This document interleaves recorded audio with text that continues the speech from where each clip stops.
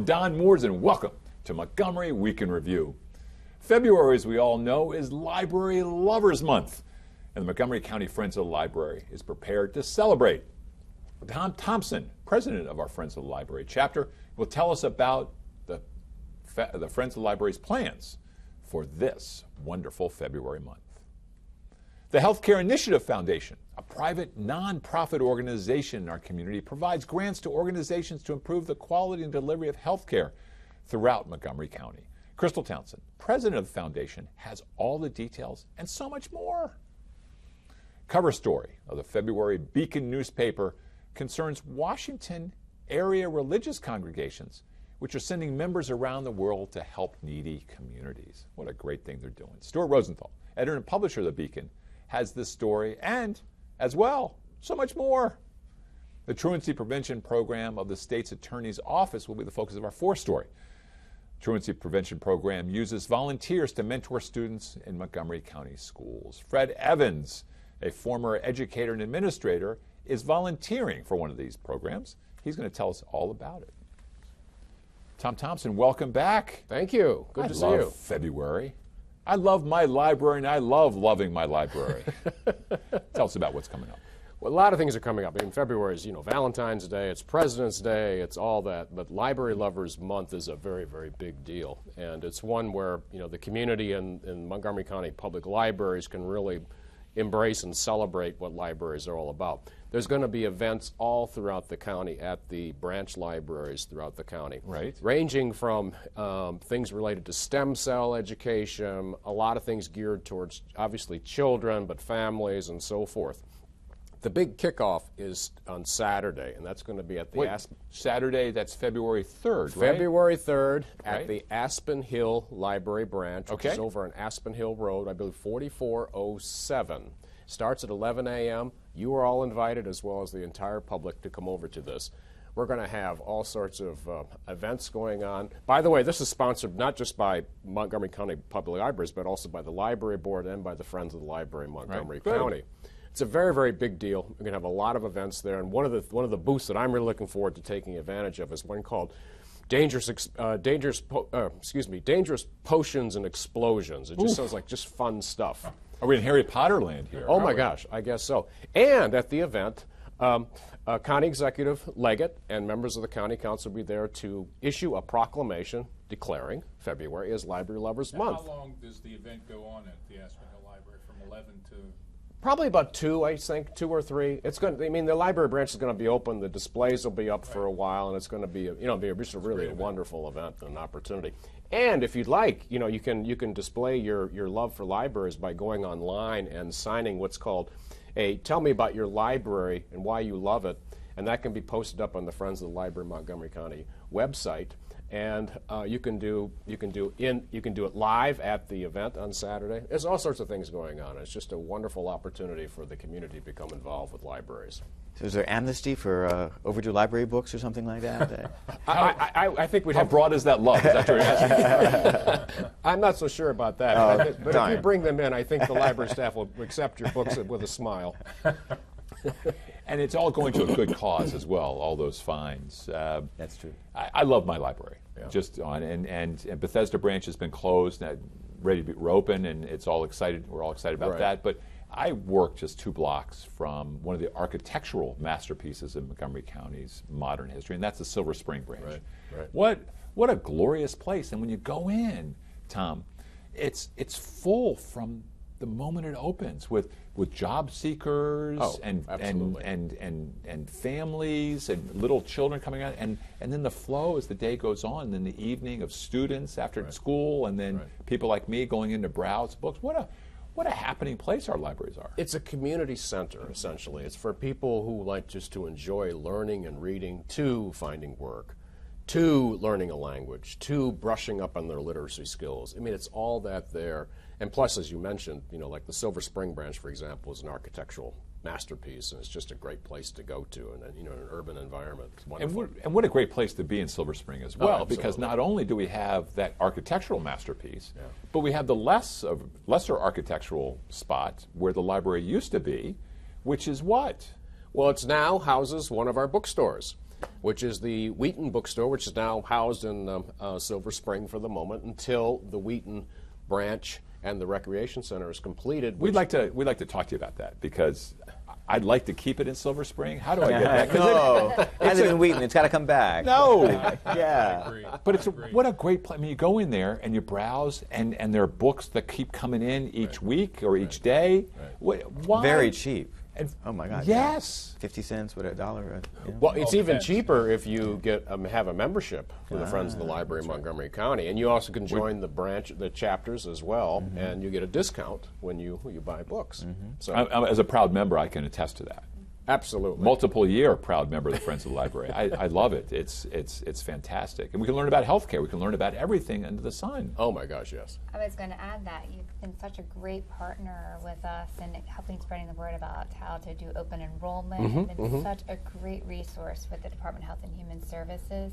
It's just been phenomenal to have you guys as a partner. The Montgomery County Public Library System is marvelous, and we enjoy our support for them as well. We help them by raising money and by public awareness about what they do, and things like this are just so important to our community, which underscores the kind of that universal quality of libraries and how they service multiple And purposes. making sure that the current county budget supports libraries too.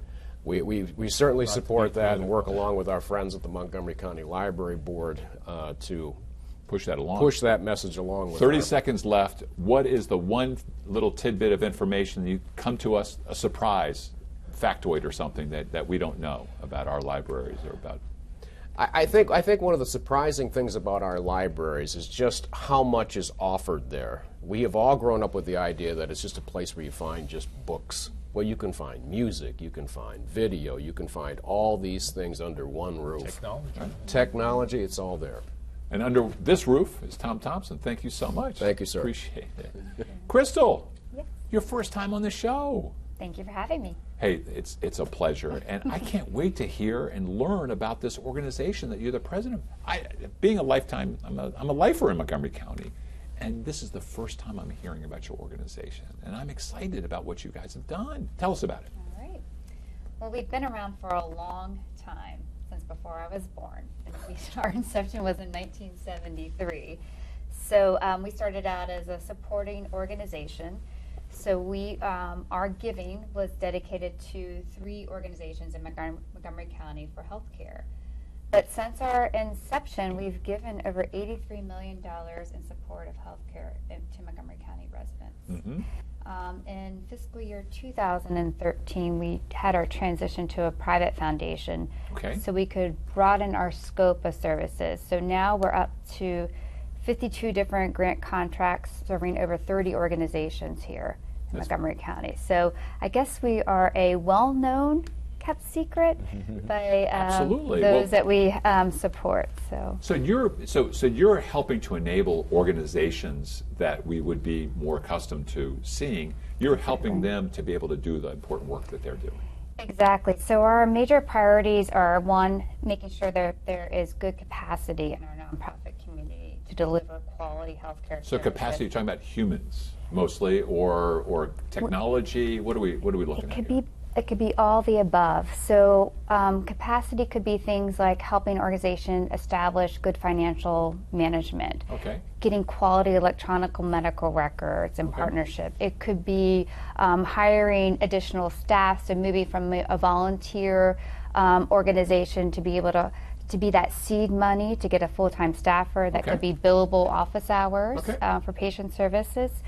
It could be helping them expand hours so that it's better quality care in our community. So all of these things All are of these things help are them to be able to do endeavor. more and better work serving healthcare needs of our What kind of community. organizations do you support then? Are we talking big organizations like hospitals or little clinics? Or So we, not just little clinics, but we have 11 different safety net clinics in our community right now. So we have supported them in various capacities over our years. But we also fund behavioral health organizations. We fund what you might call ancillary supports to health and wellness. So it could be Animals Love, that does therapy through hospice caring, Montgomery Hospice, Primary Care Coalition, which is Sure. the kind of the umbrella organization.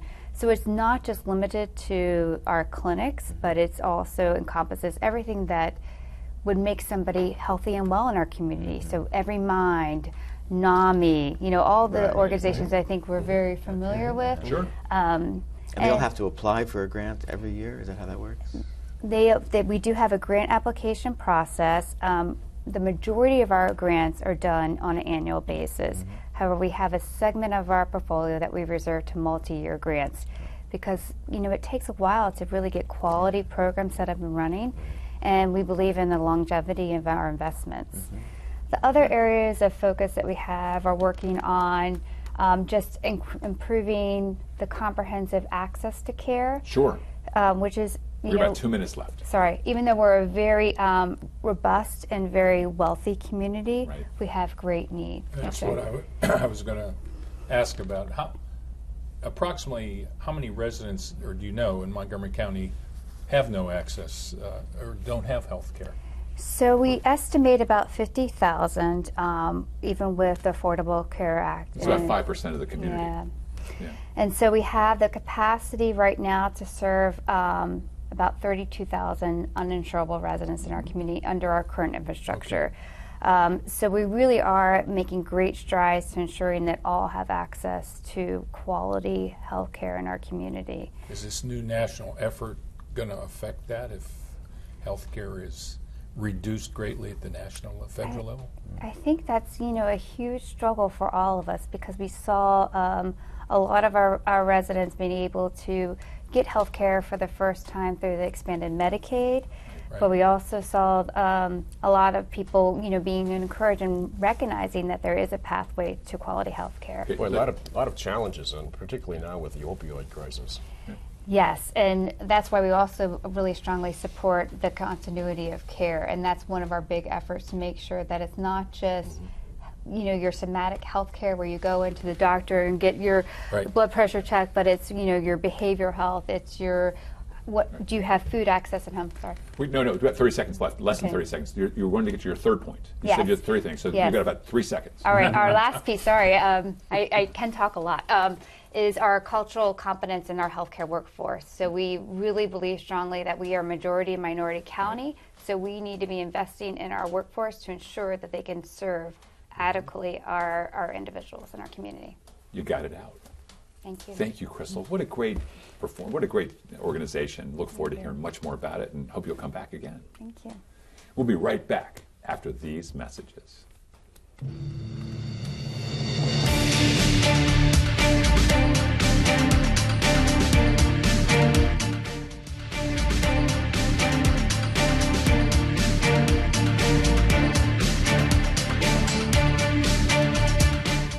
And we're back. Stuart, welcome back. Thank you, Don. The Beacon is at the forefront again of so many important issues. Thank you. We want to come in and lead us with the most important thing you want to be talking about. Well, our today. cover story, I think, is very inspiring. There are, of course, hundreds of churches and synagogues and mosques around the area who do good works and who contribute to lots of wonderful causes. We've just picked a few to talk about and highlight who not only give financial support, but really send their members abroad to, in a hands-on way, help build villages and communities that need help. And so going from the inspiring. corner where they are to a corner somewhere around the world that they're focusing on to try to make a difference. Exactly. So there's Reaching Hearts Seventh-day Adventist Church, for example, which for the past 5 years now has gone to a little village in Panama of indigenous peoples who had no running water. They had to bring their water from a mile away on foot. They had no church, they had no school, nothing. And over the course, they've built a school, they built a church, they have brought in tanks to hold water, they have run pipes to have running water in the kitchen in the school, and they have medical clinics there also every year when they go and provide basically the medical care that this community gets once a year for a couple of weeks. So it's really an inspiring story. They do tremendous work. And we've got several examples in your story. Right, there's a synagogue that goes to touching... Haiti to help build the houses again after the hurricane. They go every year. There's Episcopal Church that goes to the Dominican Republic. I mean, of course, I even learned here from Crystal there's a Unitarian, Damascus United Methodist. United Methodist Church in Damascus that does something similar. So it's a beautiful thing. I wasn't actually as familiar that there were so many groups doing that, but it's when you scratch the beautiful. surface, you see how engaged around the world every corner of Montgomery County is. Not just these residents who come from around the world to be here, but really that this giving. I mean, from Right. Rotary Club to the churches to And organizations. And these are people ages 5 to 75. I mean, it's all ages going to do it. And when you talk to them, they're not feeling like, well, we did really great things, we really helped the world. They're all saying, oh my God, my life has changed. I look at my daily life so much differently now than I used to when I see how little these people have and how blessed we are here. So I mean, it's a really. What kind of difference? They're there for how long? 2 or 3 weeks? This one was 2 weeks, yeah. And have they done any analysis on the differences? Have they interviewed the people who? You know, I don't think it's the kind of thing where you would want to give them a survey and have them fill out a form. Yeah, You know, I mean, that's these true. are indigenous, natives. So I think they can see. Obviously, They can see it. They're welcomed with open arms every year when they Right. go. The women have foot-pedaled sewing machines. And they sew them beautiful things to take home back with them, Wow. sort of show their thanks. I mean, it's just really something. Yeah, it is. I mean, that used to be my life was managing volunteer organizations Wow. and volunteers around the world, and it is. It's. I think you're mentioning with the SDAs, the Seventh-day Adventists, and healthcare is the cornerstone Yes. of much of what they do around the world. Right. The importance is coming back, of focusing on making a difference in one place. Right. And one of the things too is the more you do that, the more you listen to what needs are that they have. And how can you respond to help that, as opposed to come in with these wonderful, grandiose ideas? We know what's best for you. Yeah, so this summer they're going to dig a well so they can have Yeah. well water as well in the community. Yeah. Stuart, I hope you keep reporting on these things. Thank you.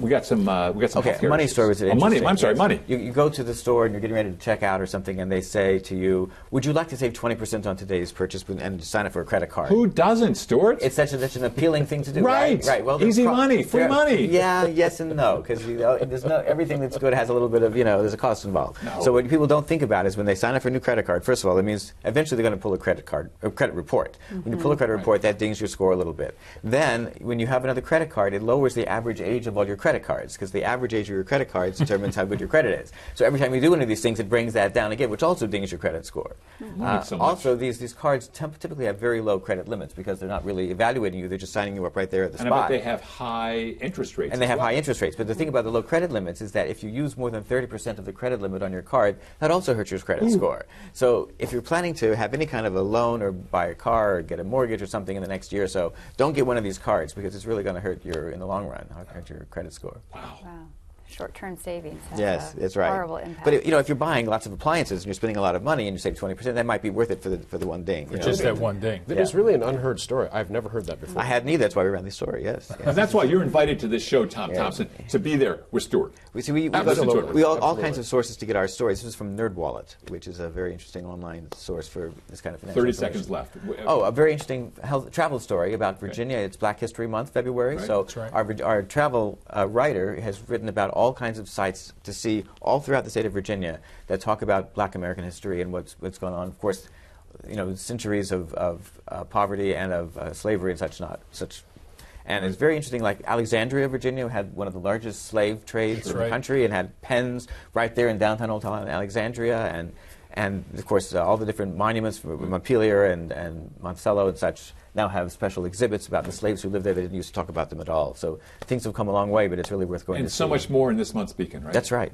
Read it. It's a great paper. By the way, it's being printed tomorrow, so it'll be out the week of February 6th. Okay. We'll stay tuned. Thanks, Stuart.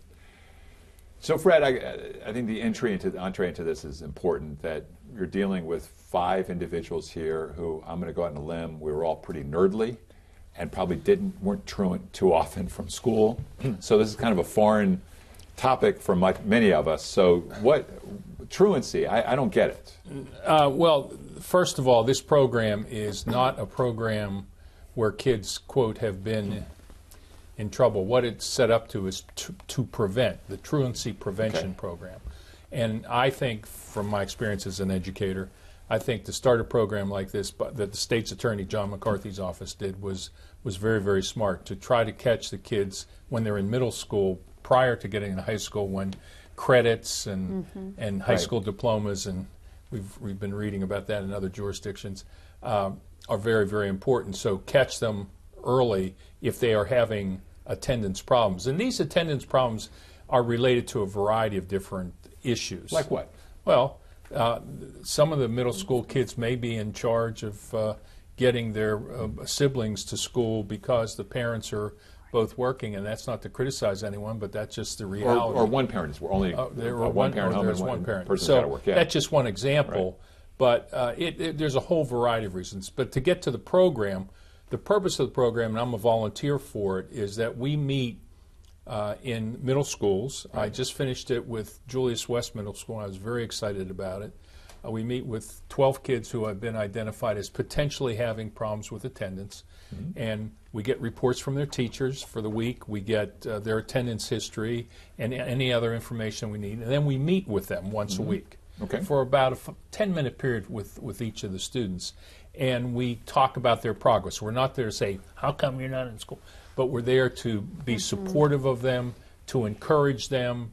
If they need help, there are also staff members at these meetings from the school so that they can recommend, hey, you can go to Miss Smith's tutoring. And the link program with the state's attorney is that if you're truant from school, then you're much more likely to get in trouble with the law. Exactly, and that's why his office set it up. And Rexanna Wise is the overall coordinator. She's done a great job with it. I think I may have this number incorrect, but I think it's in 19 of the middle schools. I know I'll be working with Martin Luther King, and I don't want anyone to perceive that this is because the schools are the problem. Every school's got this. Every school has that issue, and what we're trying to do is address it ahead of time so that they make it into high school. Anyway. What do you do if the family is the issue? There's a problem there. I mean, can you really intervene? Well, in some way? Our committee can't, but that's where we have pupil personnel workers, we have guidance counselors who are also part of the process, so to speak.